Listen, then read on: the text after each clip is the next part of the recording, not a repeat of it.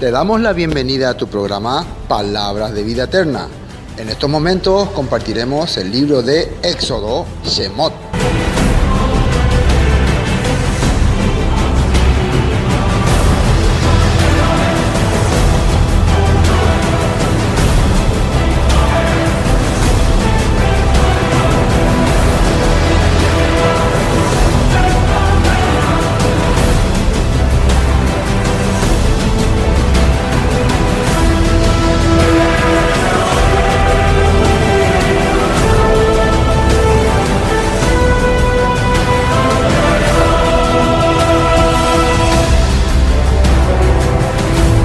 Libro segundo de Moisés.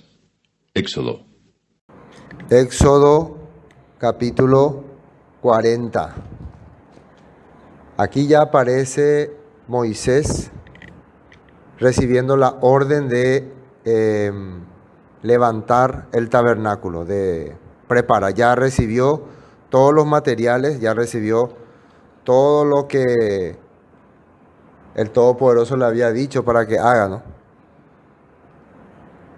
También las vestiduras, habíamos visto la vez pasada, todo lo que implicaba el andar del creyente en su manera de presentarse. Entonces en el capítulo 40 de Éxodo, para finalizar, dice: luego el Eterno habló a Moisés diciendo: en el primer día del mes primero harás levantar el tabernáculo de reunión. El primer versículo ya habla de una fecha. ¿Qué fecha?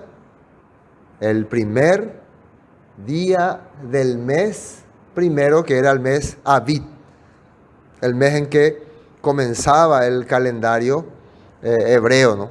¿Se acuerdan cuando estuvieron en Israel? Se les dijo que empezaban a contar a partir de este mes, será el primero de los meses. El primer de Abib, era el comienzo del año hebreo para ellos, ¿no? Entonces se puede decir que desde Egipto hasta aquí, ellos están ya levantando el tabernáculo. Entonces después de un año se ve el propósito y el objetivo por el cual el Todopoderoso le había liberado a ellos. Para el Padre estaba todo, como dicen, fríamente calculado, ¿no? Ahora comienza su nueva vida y de aquí a un año ustedes ya van a tener listo el tabernáculo de reunión. ¿Y qué significa? ¿Qué simboliza? ¿Qué representa el tabernáculo de reunión? Todo lo que hemos visto, ¿no? Con todos sus utensilios. La presencia de Elohim con ellos. La manifestación de Elohim con ellos. El que el pueblo pueda reunirse al lado del Todopoderoso. El tabernáculo de reunión, la Mishkan, representa el paraíso en la tierra. El paraíso, el reino de los cielos ante el pueblo. Así es. Entonces, ¿era algo importante o no? Era algo muy importante. Y para entender este punto, vamos a ver algo que dijo Yeshua precisamente en tiempo de Pesa. Vamos a Lucas capítulo 22. Lucas capítulo 22, el versículo 7 dice así: llegó el día de los panes sin levadura, el cual era necesario sacrificar el cordero de la Pascua. Entonces, era el momento que se celebraba la fiesta de la Pascua también. Eso era también el mes de Abib, ¿no? El mes de Abib, pero eran los 14 días. Pero algo interesante que dice ahí, vamos a saltear el versículo 14. Cuando Yeshua estaba haciendo pacto con sus discípulos, dijo una palabra importante. Cuando era la hora, se sentó a la mesa y con él los apóstoles. Y les dijo: cuánto he deseado comer con vosotros esta Pascua antes que padezca. Porque os digo que no la comeré más hasta que se cumpla en el reino de Elohim. Entonces, estaba dando una promesa de que la próxima vez que yo me reúna con ustedes, ya va a ser en el reino de Elohim. ¿Sí o no? Entonces, la próxima Pascua que celebrará el Mesías va a ser ya en el reino. Ahora vamos a retroceder. En el tiempo de Moisés, cuando estaban en Egipto, ellos hicieron una celebración de Pesach. Mataron un cordero y también comieron panes sin levadura, pintaron su dintel y esa noche era la última vez que iban a estar en Egipto. La siguiente celebración de Pesach ya sería en presencia de quién y con quién. Con el Todopoderoso y con la Mishkan, con el tabernáculo ya. Que era sombra profética del reino del Todopoderoso. ¿Están entendiendo, no? Entonces se ve ya cumplir acá entonces lo que Yeshua había dicho. No la comeré más hasta que se cumpla en el reino de los gentiles. Entonces cada Pesach, cuando termina, nosotros solemos decir el próximo año en el reino. Solemos decir así, ¿no? El próximo año en el reino. Y vamos a seguir diciendo así. Próximo año en el reino. Porque no sabemos. Este año vamos a hacer acá entre todos. Pero el próximo año tal vez ya sea con el Mesías Yeshua. Amén. Entonces, no es que Yeshua va a venir en Pesach. Yeshua proféticamente va a venir en Yom Teruah, ¿no?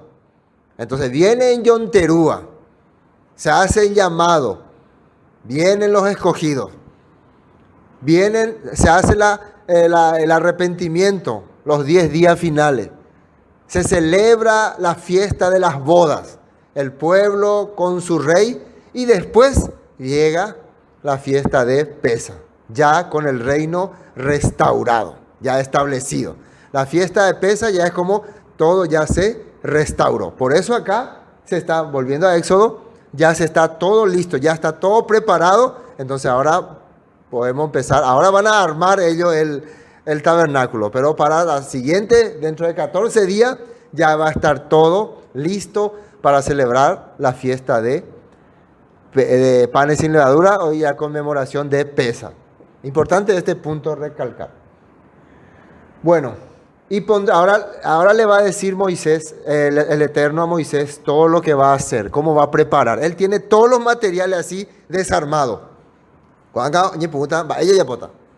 Y pondrás en el arca del testimonio y la cubrirás con el velo. Y pondrás en él. Estamos hablando del tabernáculo. ¿Ustedes saben qué es el tabernáculo? A ver, ponemos foto del tabernáculo. Voy a mostrarles qué es el tabernáculo. Cada pedazo tenemos que distinguir. El tabernáculo de reunión. Bueno, ven ahí, esa foto está bien. Esa está bien. ¿Abrí? Ven ahí esa imagen. El tabernáculo es eso que tiene carpa. ¿Ves? Todo eso que tiene carpa. Y ahí tiene 4 pórticos, 4 columnas. Ese es el tabernáculo. Se llama Mishkan. Es lo que tiene techo, lo que está cubierto. Ese es la Mishkan o tienda de campaña. Lo que está alrededor de tela blanca, se llama el atrio. ¿Ves? Ese alrededor, todo lo que es tela blanca. Eso es el pueblo, ese tela blanca. Ese es el atrio o patio. ¿Entiendes? Entonces cuando ustedes escuchan tabernáculo, ¿cuál es el tabernáculo? Esa casa que tiene sus 5 tipos de techos, creo que tiene. Y dentro del tabernáculo, ¿qué hay? Dentro del tabernáculo están el lugar santo y el lugar santísimo. Se divide en 2 lugares, en 2 partes. Volvamos a Éxodo. Tenemos después otras fotos. Vamos a ver después dentro del tabernáculo. El lugar santo y el lugar santísimo. Entonces, vamos a ir viendo todo lo que se va a armar.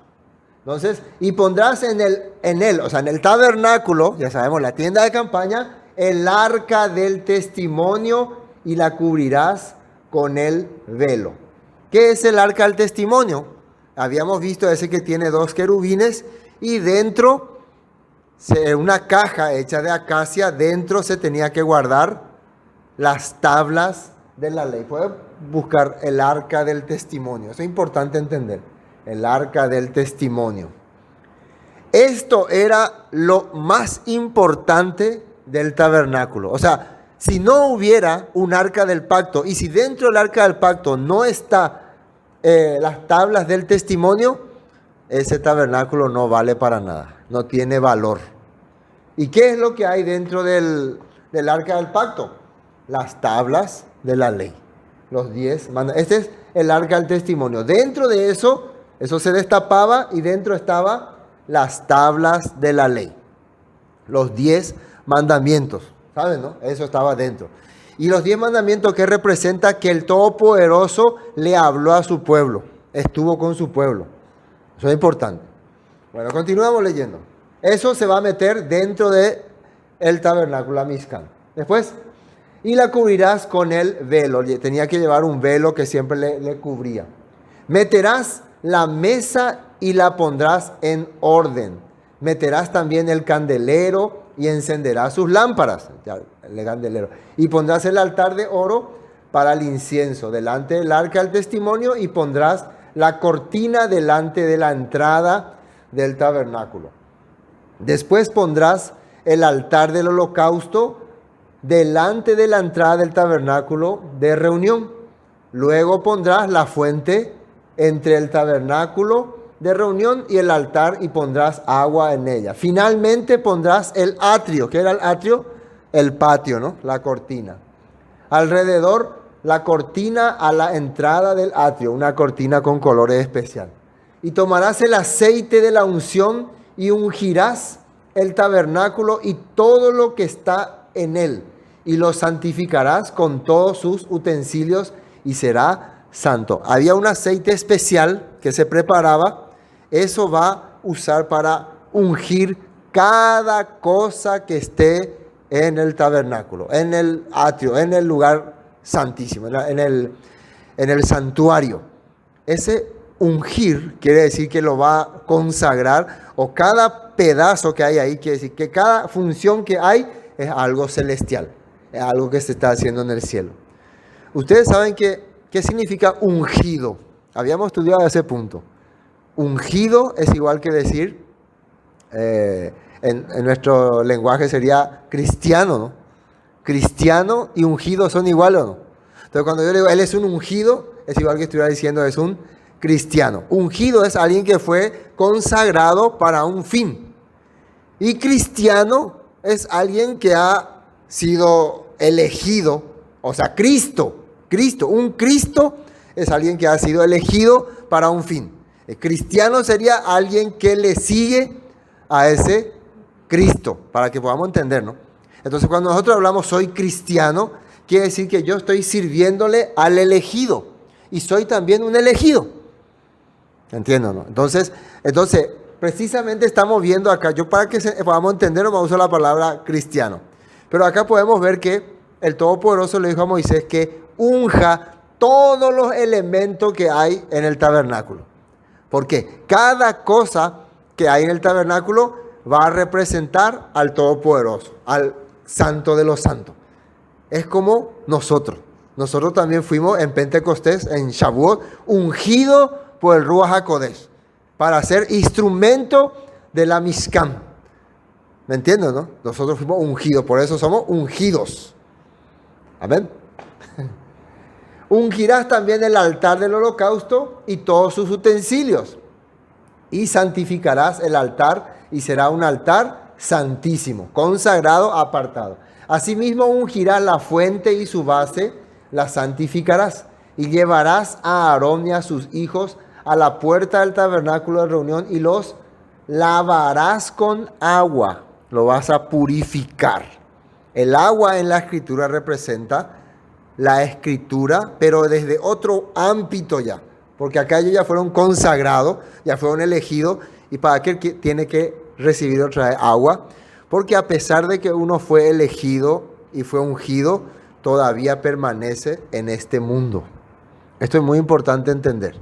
El creyente cree que cuando ya recibió a Cristo, a Jesús como su Salvador, ya está ya.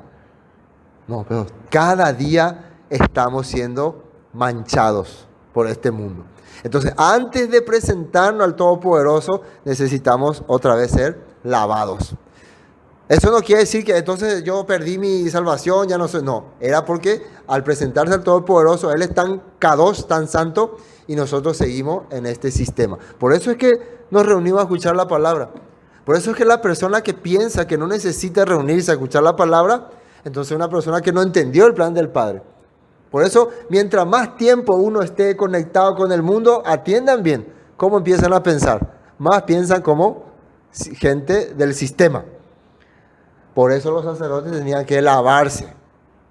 Harás vestir a Aarón las vestiduras sagradas y lo ungirás y lo consagrarás para que sea mi sacerdote. Moisés entonces le derrama el aceite y le convierte en un Cristo. ¿Aarón es un Cristo o no? Un ungido. Y sus descendientes también. Después harás que se acerquen sus hijos y les vestirás las túnicas y los ungirás como ungiste a su padre. Y serán mis sacerdotes y su unción les servirá por sacerdocio perpetuo por sus generaciones. Ahora vamos a quedarnos ahí otra vez para saber qué era la función, aunque ya hablamos, pero hay que explicar de nuevo, ¿no? ¿Qué era la función de un sacerdote?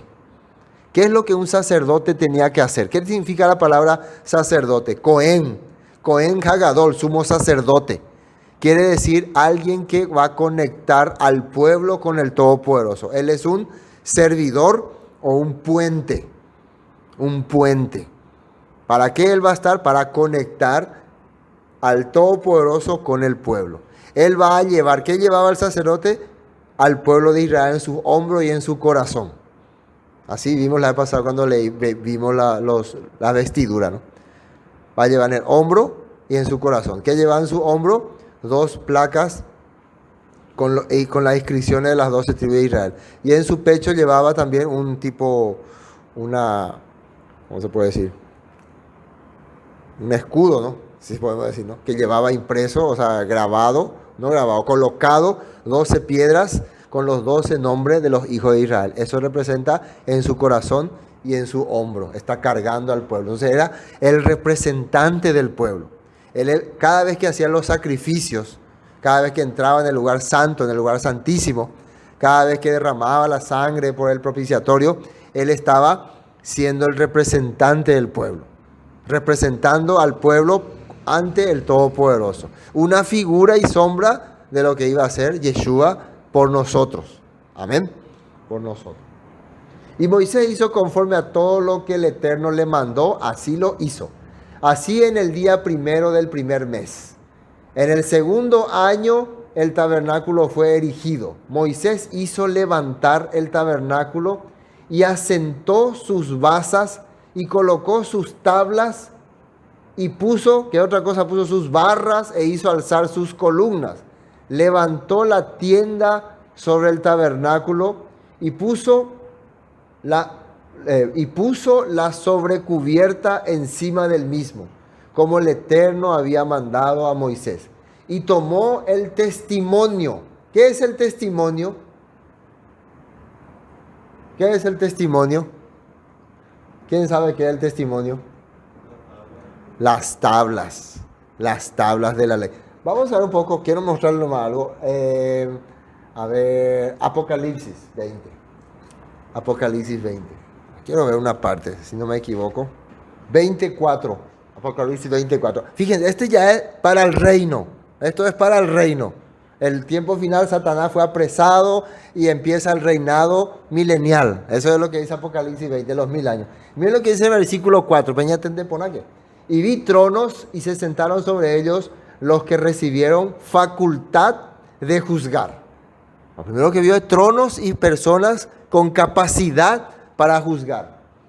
Y vi las almas de los vamos a entrar por ese juzgar.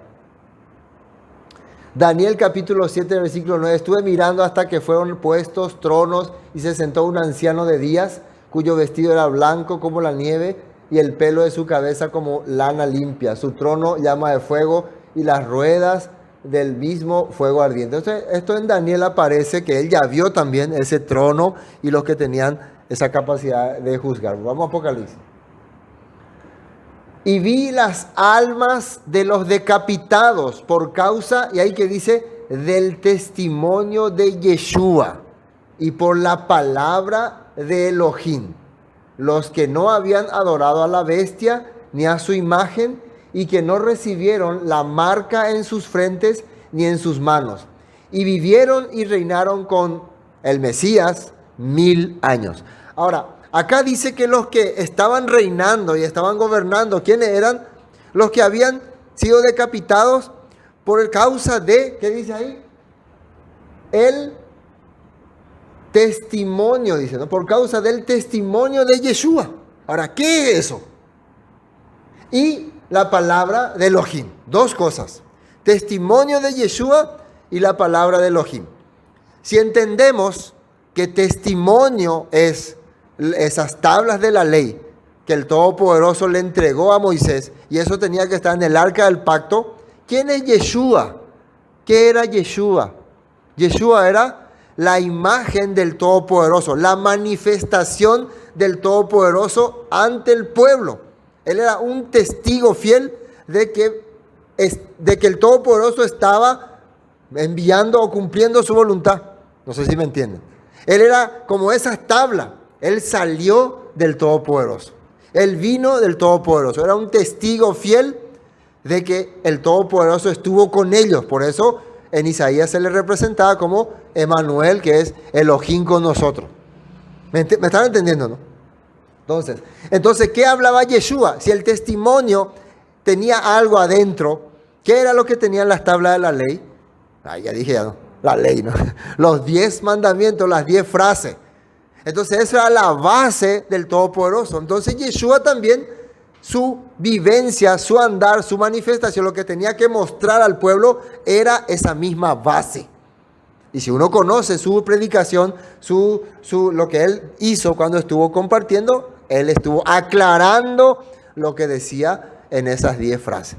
Oíste que fue dicho, pero yo os digo. Oíste que fue dicho, pero yo os digo. Inclusive le exhortó grandemente a los fariseos cuando ellos, decían que el que sirve al Todopoderoso ya no necesita servir a sus padres, invalidando uno de los 10 mandamientos. Y él le refutó y le contradijo sobre ese punto. Cuando las personas venían, le preguntaban, el joven rico y el intérprete de la ley, le preguntaron, maestro, ¿haciendo qué cosa? Heredaremos la vida eterna. ¿Por qué usó la palabra heredaremos? Porque el judío sabe que es una promesa que se le había dado a su antepasado y que ellos son parte de esa promesa, son herederos de la promesa. ¿Están entendiendo, no? Por eso preguntaba así. Ahora, ¿qué le respondió Yeshua? Cree en mí y serás salvo tú y tu casa. Así le dijo. ¿Qué le respondió Yeshua tanto al joven rico como al intérprete de la ley? Los mandamientos, ¿sabes? No matarás, no robarás, no harás tal cosa, no harás tal cosa. Así les dijo, ¿no? Entonces, siempre se enfatizaba en esa base, en esa base. De la misma manera, cuando alguien preguntó cuál es el principal mandamiento, hablaba del mandamiento en resumen, que era al Todopoderoso con todo tu corazón le vas a amar y a tu prójimo como a ti mismo. Estos mandamientos son un resumen de los 10 mandamientos. ¿Me están entendiendo, no? Y Yeshua respondió correctamente. El propio fariseo le dijo, bien has dicho con verdad, le dijo. Eso es muy importante entonces entender. ¿Qué es el testimonio? El presentarse en vivencia propia lo que el Todopoderoso dice. Y eso representaba cuando Moisés venía con las tablas de la ley. ¿Qué significaba? Estuve con el Todopoderoso. Esto fue escrito por el propio Elohim. Amén. Y ahora, ¿y qué es la palabra de Elohim? Y la palabra de Elohim, dice. ¿Qué es eso? Dice, por el testimonio y por la palabra, la Dabar. Palabra es Dabar. ¿Hay un libro que lleva ese nombre en la Torah? ¿Hay o no hay? En la Torah hay un libro que lleva el nombre palabra. ¿Cuál? Deuteronomio se llama Devarim, que significa palabras. ¿Y qué hay en Devarim? ¿Qué hay en Deuteronomio? Está la confirmación de todo lo que el Todopoderoso les dijo. ¿Me entiendes, no? Es como la confirmación de lo que el Padre le había dicho, lo que ellos vivieron, pasaron, la vivencia. Y también está la promesa de restauración. Si ustedes leen Deuteronomio, hay promesa de restauración. Sucederá que en el tiempo de que si haces, yo te haré. Vamos a ver un poco para confirmar. Deuteronomio 30. Primero Deuteronomio 4. Miren lo que dice Deuteronomio 4. Palabras. Deuteronomio de Barín 4, versículo 1. Fíjense lo que dice ahí. Ahora pues, oh Israel, oye los estatutos y decretos que yo os enseño para que los ejecute y viváis y entréis y poseáis la tierra que el Eterno vuestro Elohim de vuestros padres os da. No añadiréis a la palabra que yo os mando, ni disminuiréis de ella, para que guardéis los mandamientos del Eterno vuestro Elohim que yo os mando. Vuestros ojos vieron lo que hizo el Eterno con motivo a Baal peor, que a todo hombre que fue en pos de Baal peor destruyó el Eterno tu Elohim de en medio de ti. Mas vosotros que seguisteis al Eterno vuestro Elohim, todos estáis vivos hoy. Mirad, yo os he enseñado estatutos, decretos, como el Eterno mi Elohim me mandó, para que hagáis así en medio de la tierra en la cual entráis para tomar posesión de ella. Y versículo 6, guardadlos, pues, y ponedlos por obra, porque esta es vuestra sabiduría y vuestra inteligencia ante los ojos de los pueblos, los cuales oirán todos estos estatutos y dirán: ciertamente pueblo sabio y entendido, nación grande es esta. Entonces, la palabra es la vivencia, lo que vos aprendiste de todo lo que viviste siguiendo al Todopoderoso. Esa es la palabra de Dios, la palabra de Elohim. Entonces, se necesita dos cosas: el testimonio, la presencia del Todopoderoso en tu vida, confirmación de que estuvo el Todopoderoso en tu vida, y la vivencia que aprendiste de Él. Se capta, ¿no? Y en este Deuteronomio también está la promesa de restauración, que está en Deuteronomio 30. Podemos ver un versículo por lo menos. Deuteronomio 30, el versículo 20, ¿no? 12. Más arriba.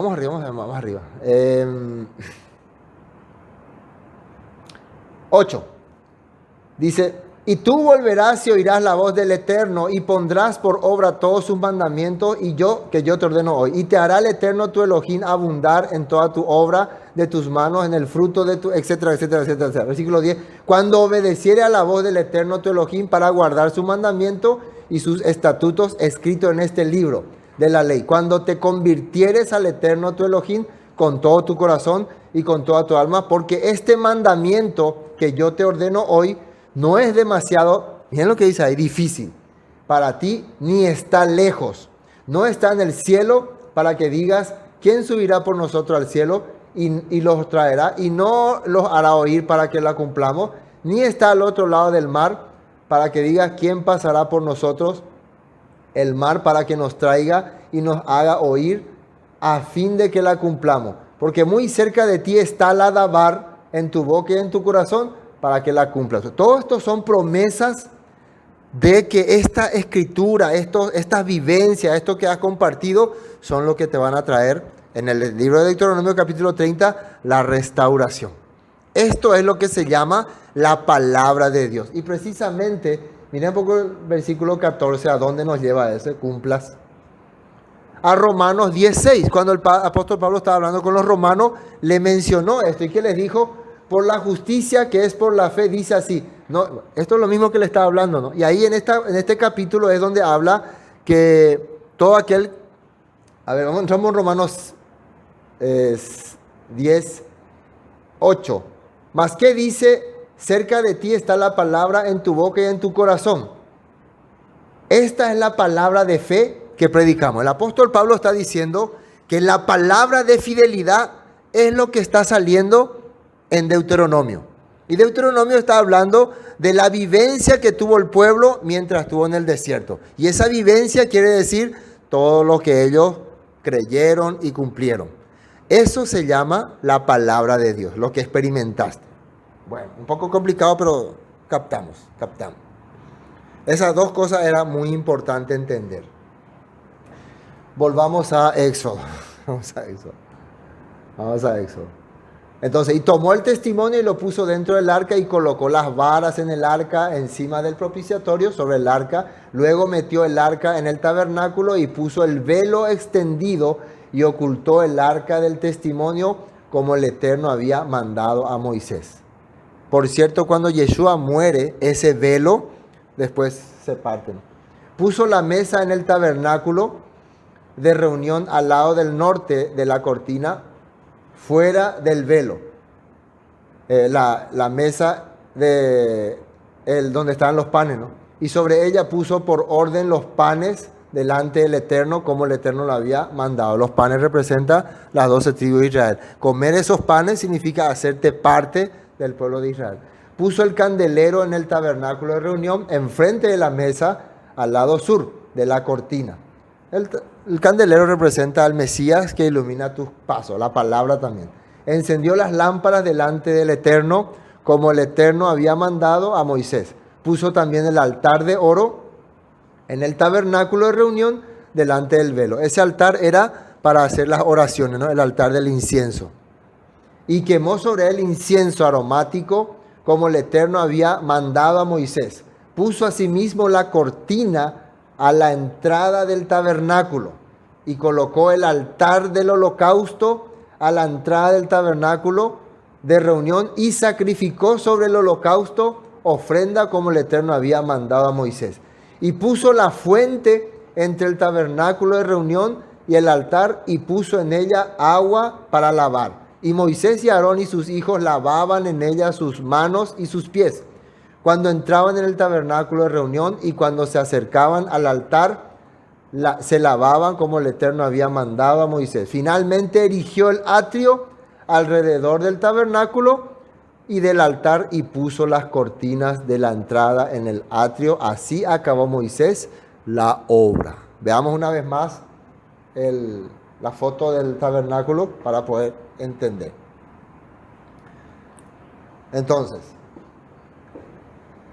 ahí tenemos el altar del holocausto, lo que está humeando. La fuente de bronce, ese que se ve ahí, donde se lavaban. Recuerden, se lavaban porque la vivencia de una persona, a pesar de que ya ha recibido la expiación por su pecado, siempre había impurezas. ¿Qué estaba primero? El altar del holocausto nos representa los sacrificios. ¿Dónde está el altar del holocausto? Ahí lo que está humeando. Ahí se hacían los sacrificios. Ahí tus pecados fueron consumados. Terminó. Y después, para entrar en el lugar santo, estaba la fuente de bronce, donde vos tenías que lavarte la mano y los pies, que representa tu vida cotidiana. Siempre hay impureza. Pero ya vos fuiste redimido por la sangre del Cordero. Y luego entrar en el lugar santo. Ahí está el lugar santo. ¿Y qué te encontrás en el lugar santo? La menorá, que es la luz. Los panes de la proposición, de la presentación, que representa ser parte de Israel, hacerte parte de Israel. Y el altar del incienso, que es tu oración. Y finalmente, al abrir el velo, ahí estaba el altar, el arca del pacto, donde estaban las tablas del testimonio, ante la presencia del Todopoderoso. Ahí podemos ver el candelero, el altar del incienso, y allá se ve la mesa de los panes. Se puede comprender bien, ¿no? Esa es la vida de un creyente. Esto ya estaba todo listo, todo preparado. Ahora, ¿qué más hay? Continuemos. ¿Qué más hay?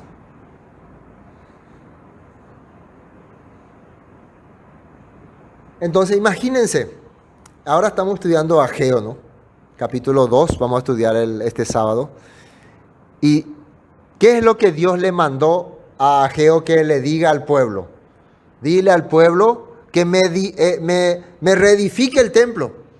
El templo había sido destruido por los babilonios, por Nabucodonosor, y después de mucho tiempo el rey Ciro le hizo retornar a los hebreos y le ordenó que construyan el templo, pero por causa de algunos problemas, cuando murió el rey Ciro, el otro rey que estuvo, creo que fue el rey Darío, suspendió esa construcción, y después ellos dijeron, bueno, va a hablar tanto. Cada uno empezó a vivir su propia vida, su propio mundo, y se olvidaron del templo. Y entonces el Todopoderoso envía a un profeta. ¿Cómo se llama ese profeta? Ageo. Y Ageo le dice, reedifiquen el templo. Y hay unos momentos en que muchos ancianos le dicen a Zorobabel, era el gobernador, Macanala en el templo, no tiene nada de lindo. Y ahí le dice el profeta Ageo por revelación, este templo será más glorioso que el primero. En este templo se va a manifestar mayor gloria que el primero. ¿Y quién era eso? ¿Quién era ese? En ese templo ya no había arca del pacto. Ya no había tablas del testimonio. Ya no había. El templo de Salomón tenía. El tabernáculo tenía. Pero el segundo templo ya no tenía arca del pacto ni tablas del testimonio. Entonces, ¿qué es lo que tendría de valor ese templo? Yeshua, quien iba a venir dentro de unos 400 años, como se le había profetizado a Daniel. Entonces, el segundo templo fue hecho para que se presente en él Yeshua como testimonio. Amén. Como testimonio, como testigo de que Elohim está ahí con ellos. Ese era el único objetivo. Una vez que eso ocurrió, ¿qué pasó con ese templo? Se destruyó y hasta hoy no se edificó más. Entonces, si alguien dice que no quiere creer en Yeshua, pero hay una profecía de Ageo que dice que ese segundo templo verá mayor gloria que el primero, que diga cuál fue la mayor gloria que vio ese templo. No me va a decir que eran los fariseos que estaban en ese tiempo, que eran súper corruptos. No hay. La cosa más impresionante que presenció, según mi punto de vista, ese templo fue la presencia de Yeshua como Mesías. Aunque muchos judíos le rechazaron. Muchos judíos no aceptaron. ¿Entienden ese punto? Entonces, ese era el valor que tenía el templo y también acá la Mishkan, el tabernáculo. Entonces podemos decir que la presencia del Mesías en nuestra vida es el testimonio de que el Todopoderoso estuvo con nosotros.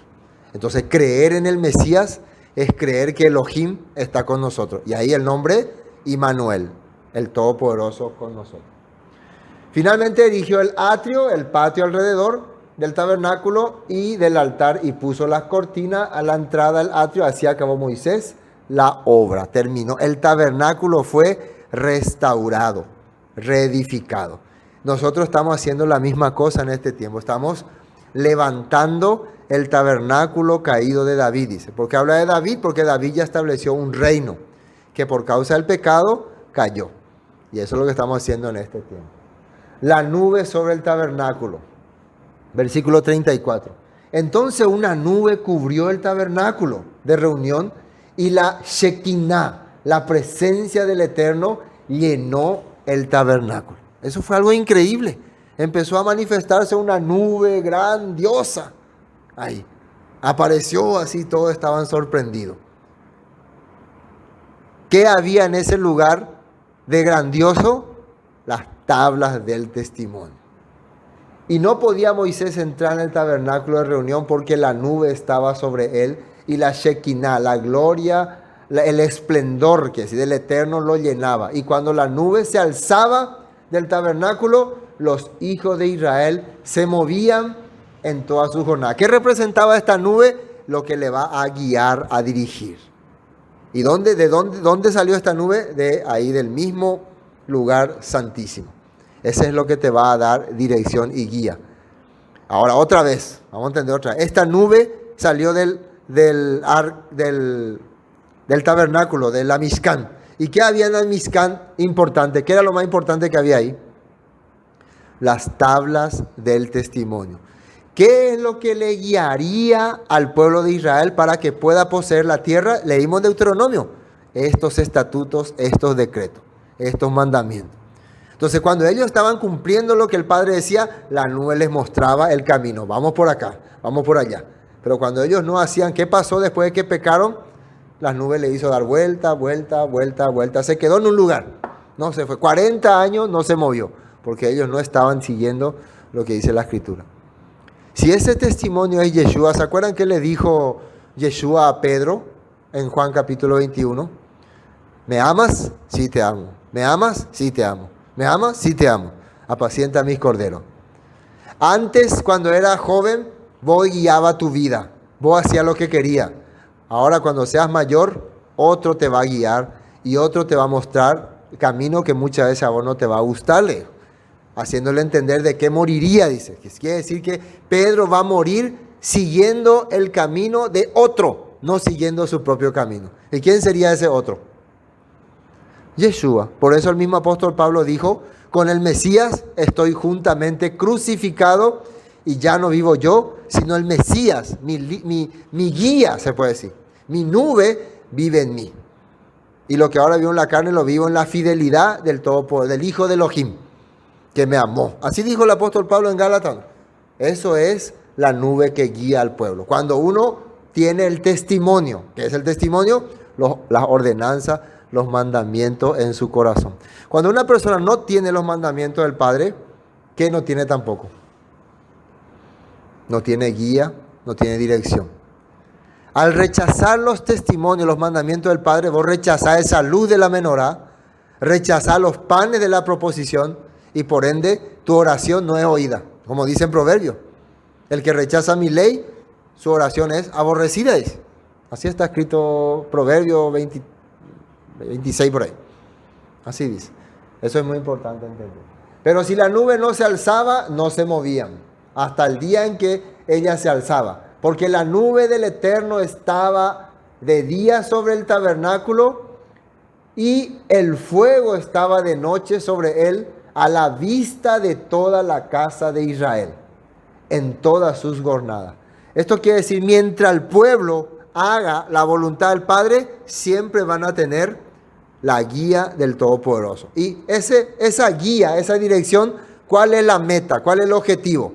¿Cuándo dice la Escritura que dejó de aparecer esa nube? Vamos a ver ahí en Números, más arriba había un texto, Números 9:15. Vamos a poner Números 9:15.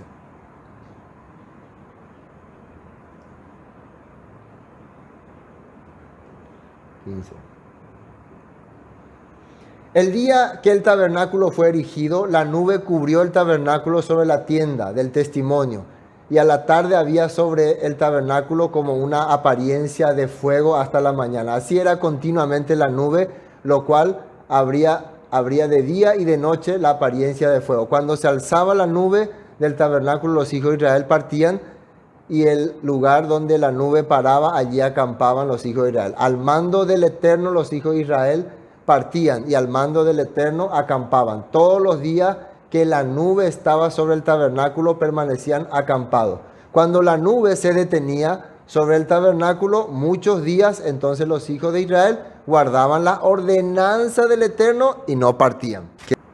Y partieron de Sucot y acamparon en Etán a la entrada del desierto, y el Eterno iba delante de ellos de día en una columna de nube para guiarlos por el camino, y de noche en una columna de fuego para alumbrarles, a fin de que anduviesen de día y de noche. Nunca se apartó de delante del pueblo la columna de nube de día, ni de noche la columna de fuego. Siempre estuvo con ellos.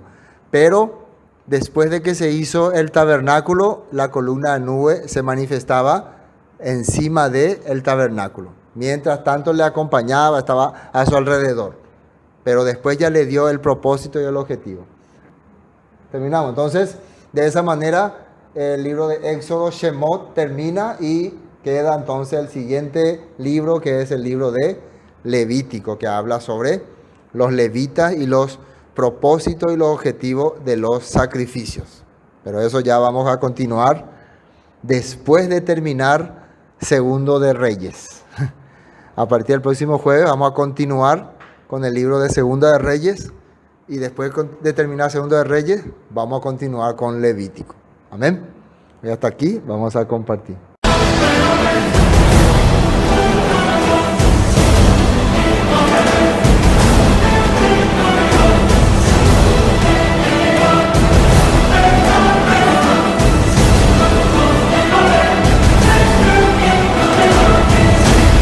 Esto fue Palabras de Vida Eterna, con el estudio del libro de Éxodo. Para cualquier información, 0981 60 46 77. Bendiciones y hasta pronto.